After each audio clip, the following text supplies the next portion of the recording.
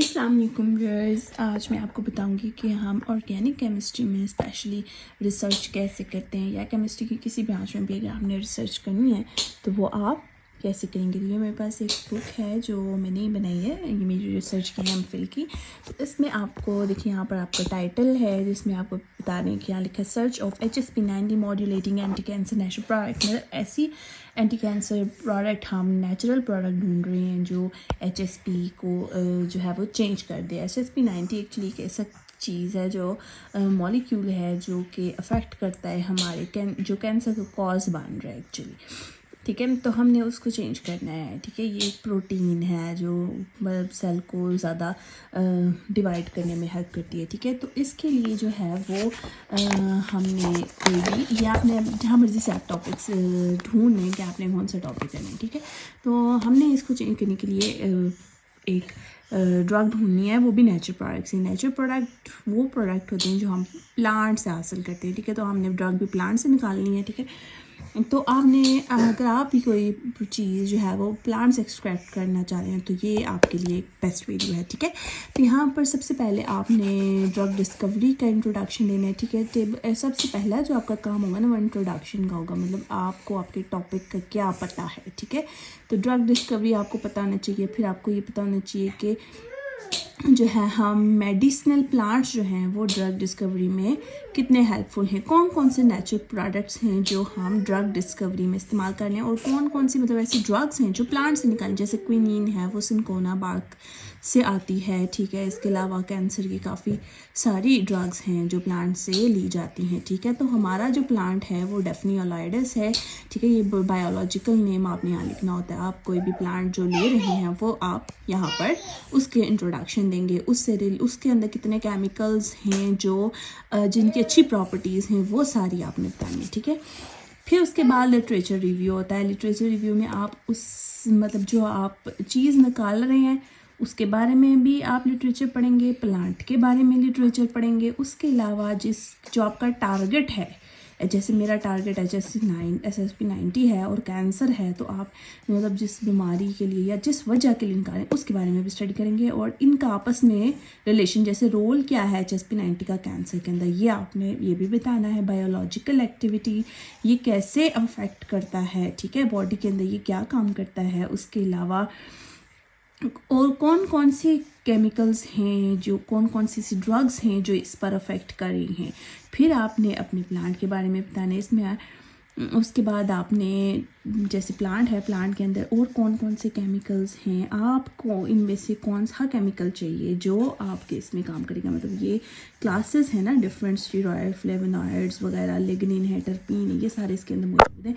तो आप इसमें से किस किस्म का इनमें से मॉलिक्यूल लेना चाह रहे हैं वो आपने बताना है, और क्यों लेना चाह रहे हैं, और वो इसके ऊपर कैसे अफेक्ट करेगा। वो सारी चीज़ें भी आपके लिटरेचर में कहीं ना कहीं पे आपको मिल जाएंगी, वो आपने रिसर्च पेपर्स पढ़ के हासिल करने हैं। उसके बाद जो है similarity between HSP90 inhibitor natural products. उसके अलावा नेचुरल प्रोडक्ट जो आपको चाहिए उस तरह के और भी केमिकल्स होंगे जो सिंथेटिक बनाए जाते होंगे, ठीक है। या तो आपने वहाँ पे बताना है कि ये इन दोनों में क्या सिमिलैरिटी है, आपका प्रोडक्ट कैसे बेहतर है, ये वो, ठीक है।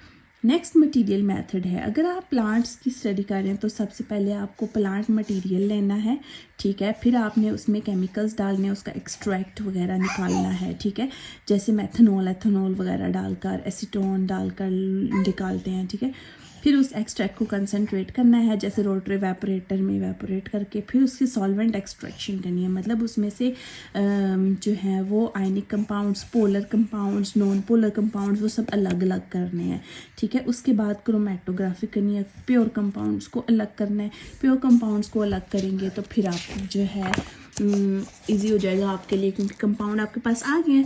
फिर आपने उनकी करेक्टराइजेशन वगैरह करनी है कि ये इनकी स्ट्रक्चर फाइंड आउट करना है, ठीक है। फिर वो जो हैं उनका आपने असर देखना है उसके ऊपर। यहाँ पर हमने इससे ज़्यादा काम नहीं किया क्योंकि वो आगे PhD का काम हो जाता है, ठीक है, वो और लोग करेंगे।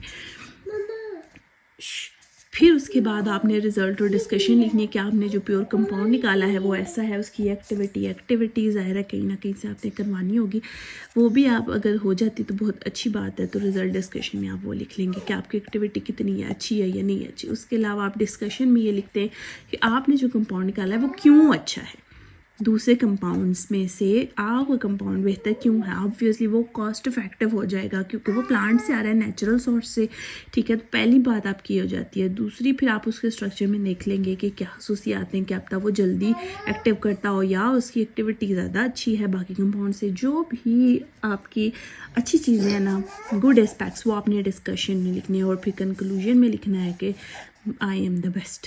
समझेंगे। रेफरेंसेस में आप जितने भी आपने लिटरेचर रिव्यू में और इंट्रोडक्शन में रेफरेंसेस डाले ना, वो एट द एंड आप इसमें डालेंगे, ठीक है। तो ये है आपकी ऑर्गेनिक केमिस्ट्री की रिसर्च, ठीक है, जो कि आप लोगों को PhD तक पहुंचने में मदद करेगी। खैर अगर आपने ये अंदर से भी देखना है ना कि इसमें मैंने क्या क्या डाला है, ठीक है, इस तरह की प्यारी प्यारी चीज़ें, ठीक है। ये देखिए आपने यहाँ पर पिक्चर्स भी लगानी है सॉल्वेंट एक्सट्रैक्शन की, ठीक है, ये देखिए। इसके अलावा TLC की पिक्चर्स होती हैं जो यहाँ पे कुछ अच्छी नज़र नहीं आ रही होती, लेकिन फिर भी हमने लगा देनी है कि ये हमने पिक्चर लगानी है, ओके।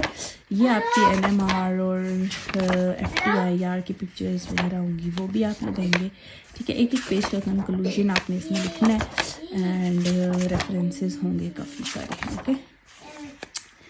तो आई होप आप लोगों को ये कुछ समझ में आया होगा, ठीक है। और आप